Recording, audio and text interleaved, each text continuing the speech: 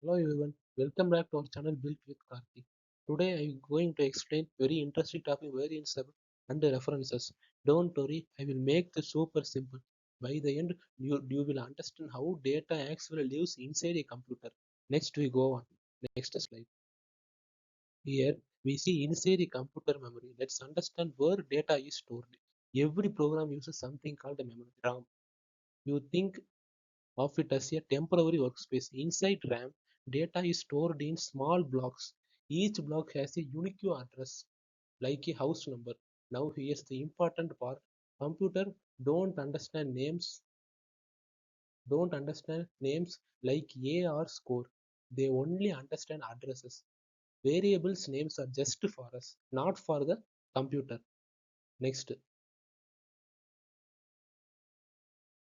next slide. Next, we see what is a variable. So, what exactly is a variable?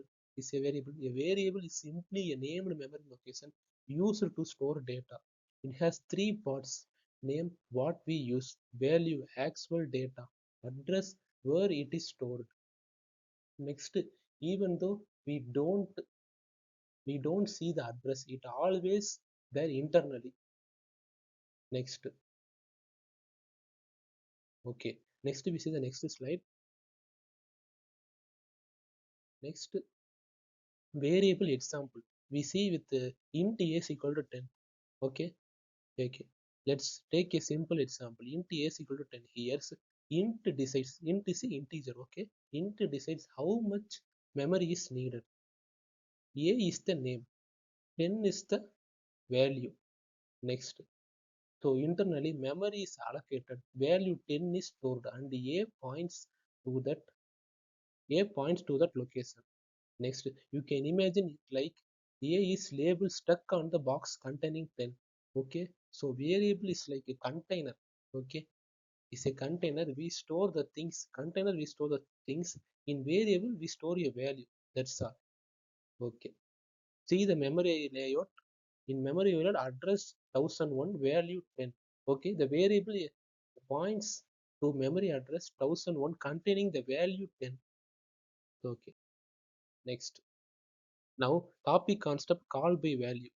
We see. Now let's understand copying here. Int b is equal to a. Int means integer b is equal to a. Okay.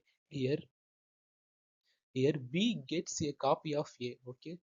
So now a and b both have value 10, but they are stored in different memory locations.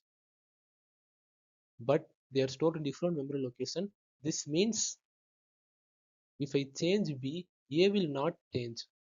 If I change b, a will not change. So because they are independent copies. Okay. Now before we see reference, I see this copy concept because you will understand easily what is reference. Okay. Okay, we go to next slide. Okay. Next, the function problem. Here now let's understand. Int b is equal to a. Here b gets a copy of a. So now a and b both have value 10, but they are stored in different memory locations. Okay. This means if I change b, a will not change. Okay. So because they are independent copies. Okay. Here original value a is equal to 10. Copy passer functions receives copy. Result a is equal to 10. Okay. Okay. So here void change int x equal to 100, int a is equal to 10, change a. This all program you already understand. Okay. Next. Next. So what is a variable? To solve this from I already tell call by value. Separate memory is stored in variable. So it takes the memory. So if we have the problem, any problem, so we introduce a reference. So we see what is reference.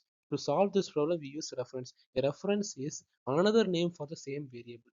It points to the same memory location. No extra memory is needed. Create no extra memory no extra memory is created. Okay, so instead of copying data we directly access the original one. Okay, we directly access the original one. Okay, next. Next, we see the reference example. Okay, reference example here int. A is equal to 10 and int address of B is equal to A. So B is a reference to A here. Okay. Okay. Next B is equal to B is equal to 50 modified through reference. Okay. So A also becomes 50 because both are pointing to the same memory. So same memory, same value. Okay. So result A is equal to 50 original modified. B is equal to 50 same location. So we next. Okay. We say go to next slide. So call by reference. Here call by reference. Now fix the function problem. Okay, here now we fix the function problem. Change int address of x. Okay, we are passing a reference, so no copy is created. Function directly access the original data.